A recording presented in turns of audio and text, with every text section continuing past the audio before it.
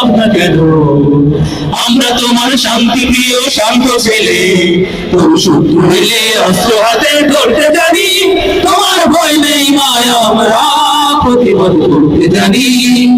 মা গো, আমরা অপমান সইব না, বীরুর মতো ঘরের কোণে রইব না।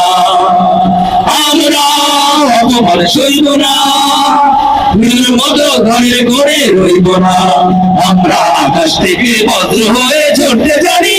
তোমার ভয় নেই মায়া, আমরা প্রতিবাদ করতে জানি। মা গো, ভাবনা কেন?